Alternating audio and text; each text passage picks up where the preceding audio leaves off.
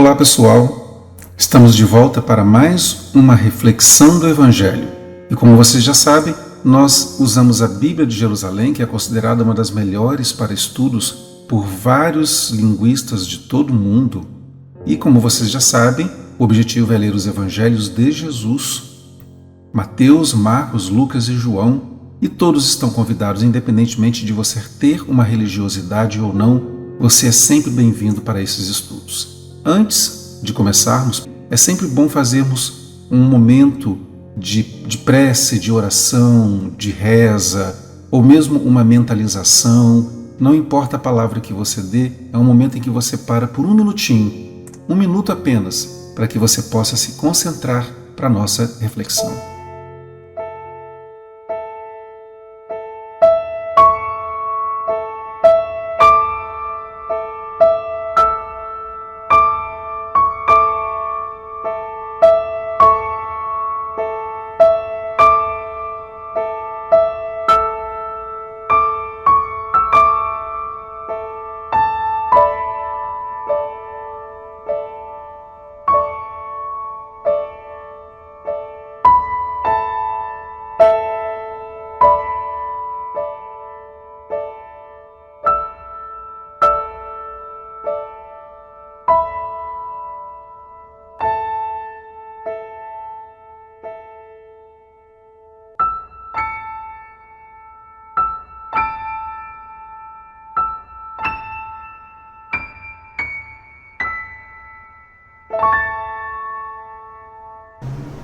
Agora que fizemos essa pequena pausa para esvaziar as nossas mentes dos nossos inúmeros problemas do cotidiano, avancemos para vermos o título do encontro de hoje. É a nossa 16ª RDE, cujo título é Jesus, Menino e as Crianças de Hoje.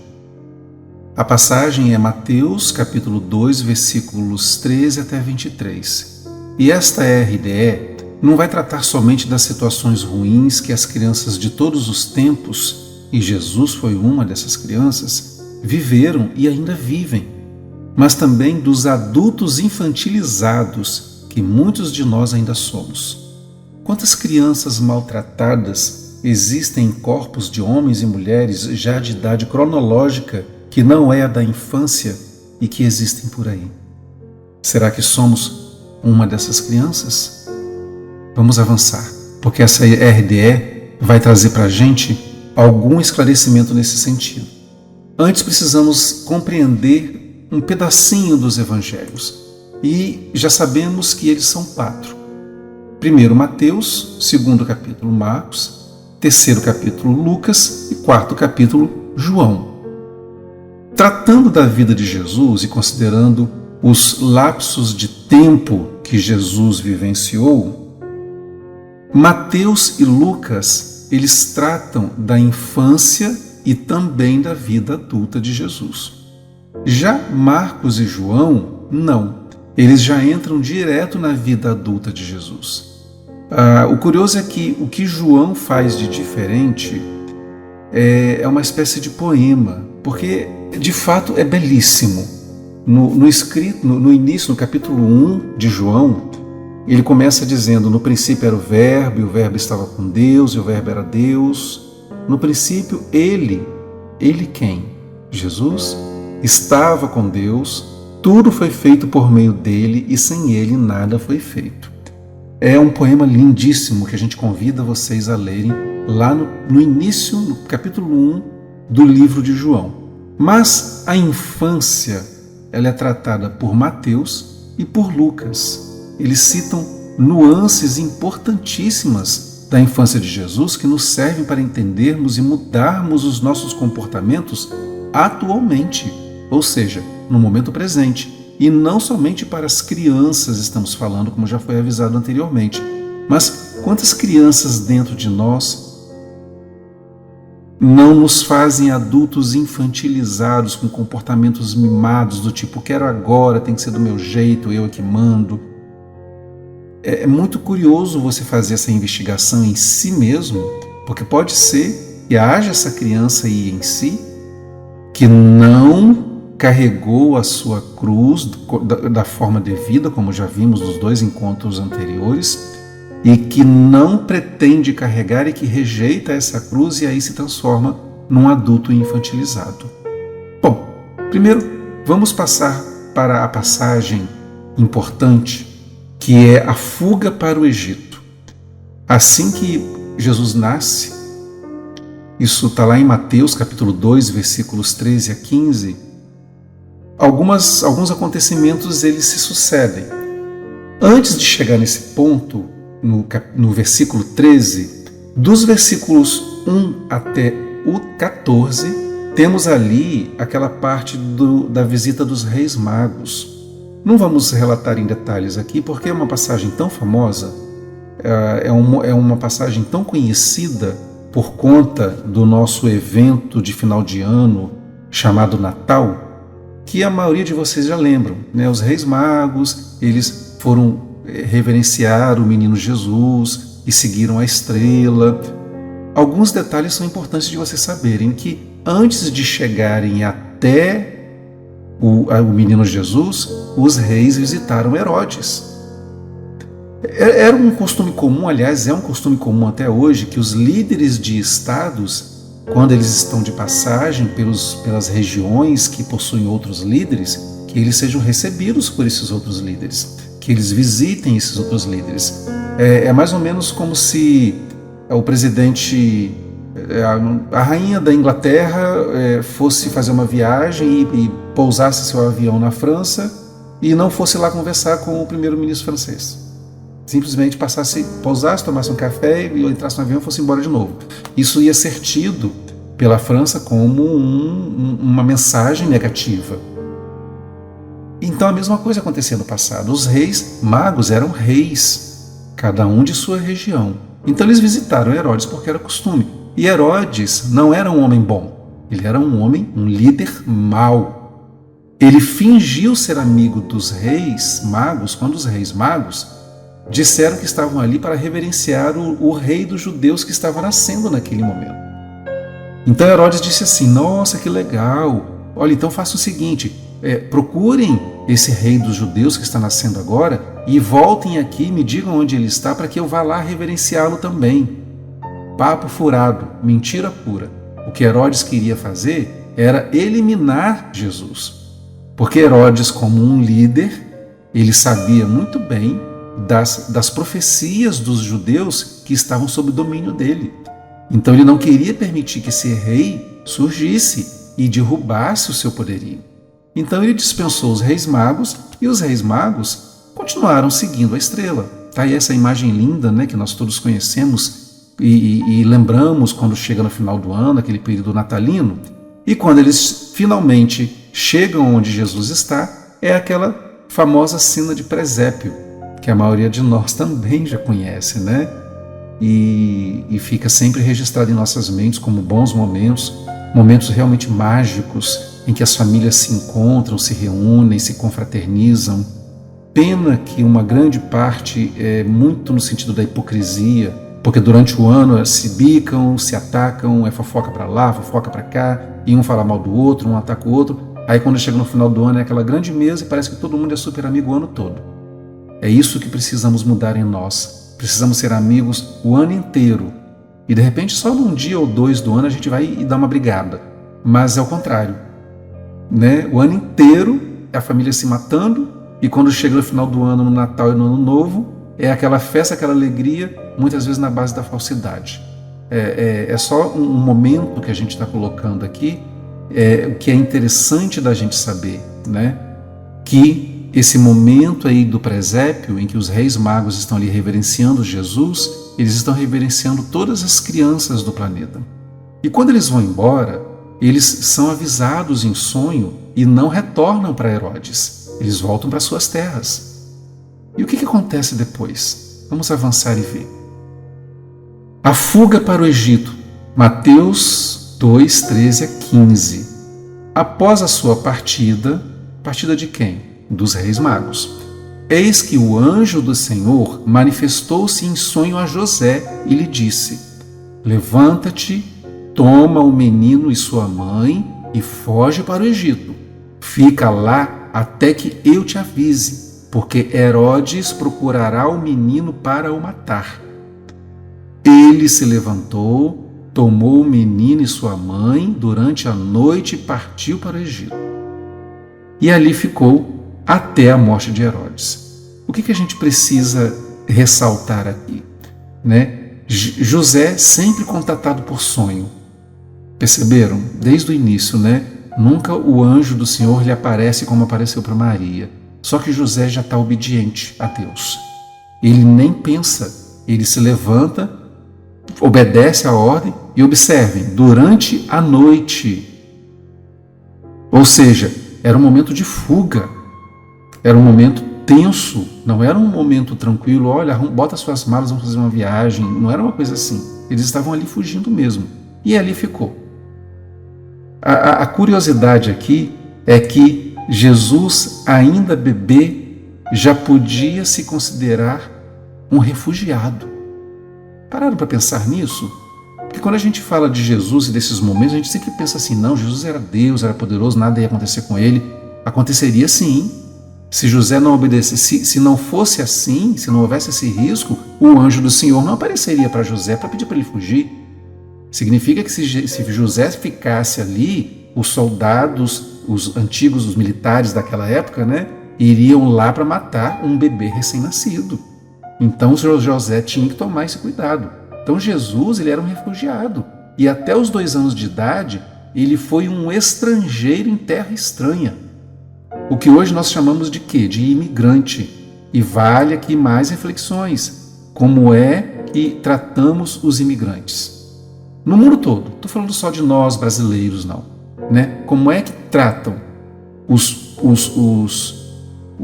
moradores daquele país, daquela região, como é que tratam os estranhos? Lá na Europa, por exemplo, né, que é muito comum que povos das regiões africanas e orientais, estamos vendo um momento agora muito tenso lá no Afeganistão, em que muita gente está tentando fugir e, obviamente, tenta fugir para regiões onde acham que tem mais paz. Essas regiões estão aceitando esses povos com facilidade ou estão colocando obstáculos?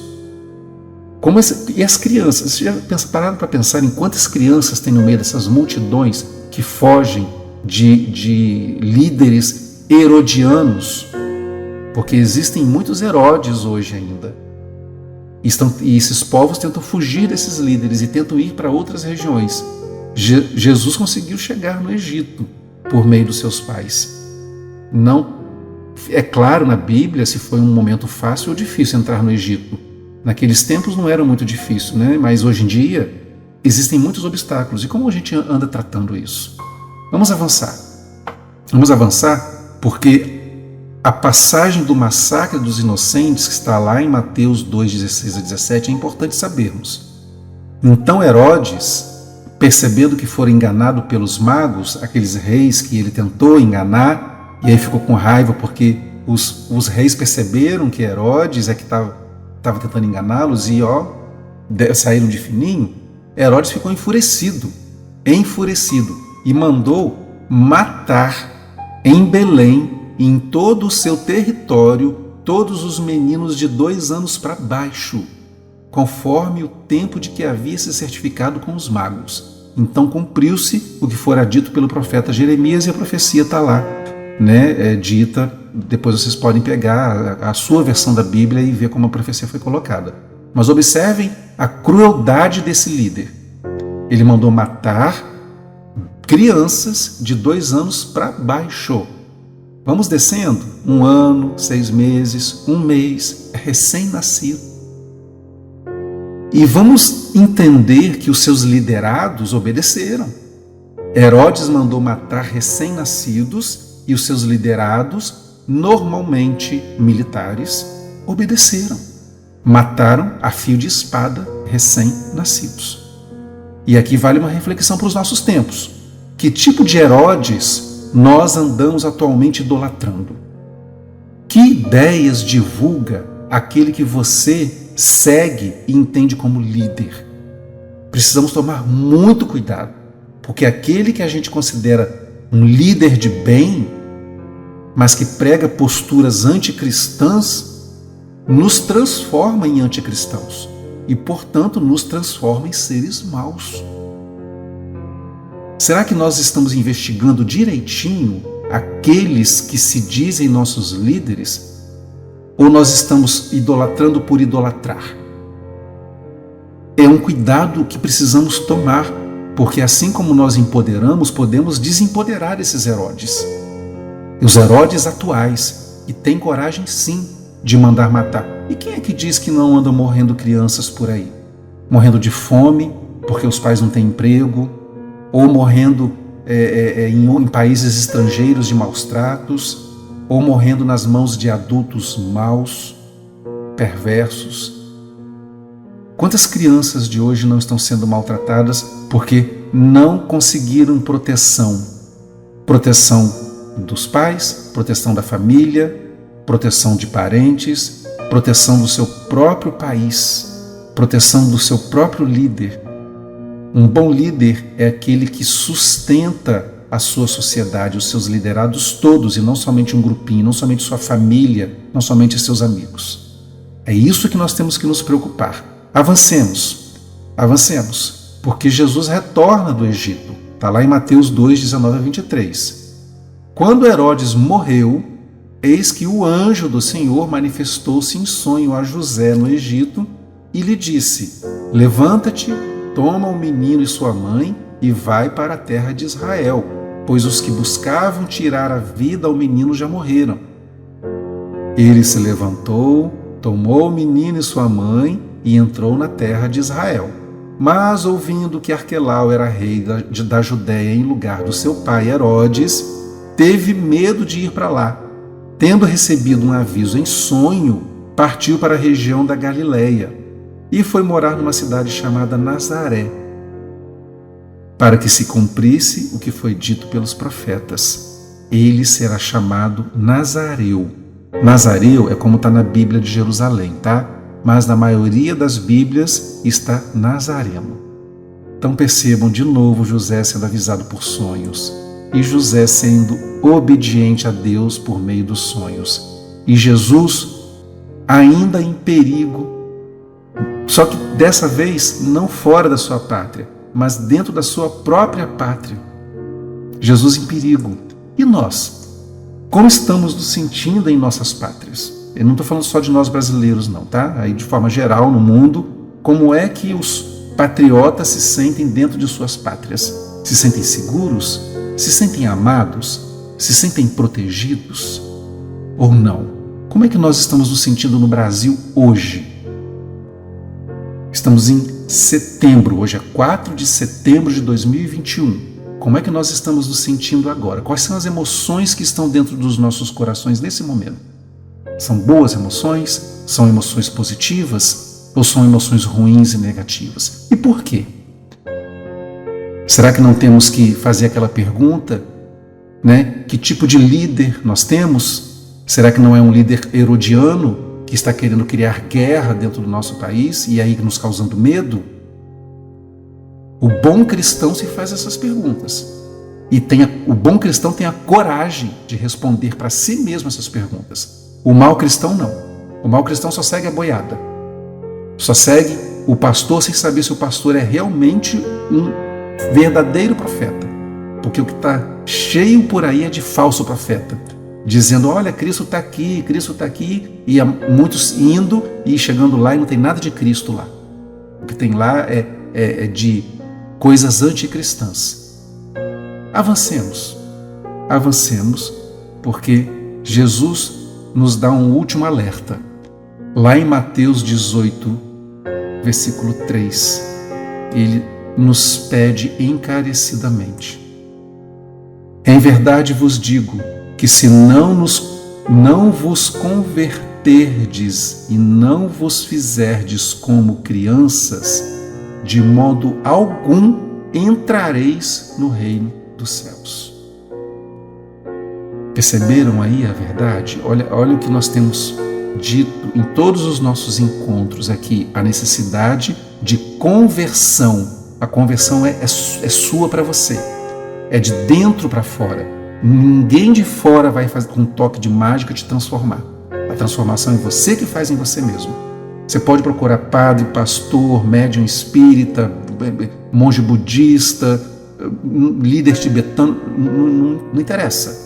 Se você busca ambientes religiosos, imaginando que aqueles ambientes e aquelas pessoas vão te transformar, esqueça, vai quebrar a cara.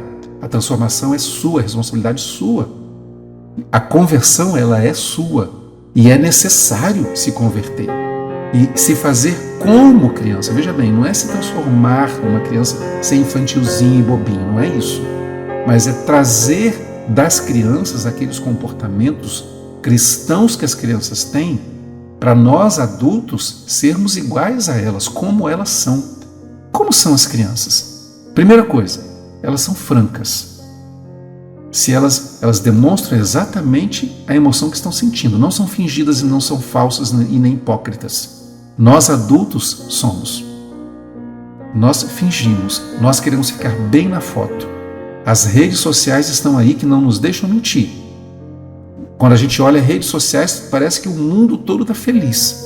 Mas quantas pessoas infelizes não estão ali por trás daquelas fotos felizes que aparecem nas redes sociais?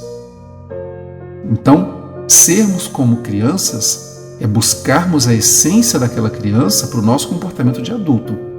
Não é aquele comportamento infantilizado, mimado, egoístico. Tem fases da infância em que a criança é realmente egoísta, mas ela vai percebendo à medida que vai crescendo, e é esse o nosso objetivo, crescer, evoluir, vai percebendo que existe o outro, e que o outro também tem vontades a serem atendidas, necessidades que precisam ser atendidas. E aí a gente vai vivendo em sociedade, em comunidade. Não é só a nossa própria vontade. Entenderam? Então este é o recado. E assim sendo, a gente encerra o nosso encontro de hoje e convidamos vocês para uma próxima reflexão do Evangelho. Até lá!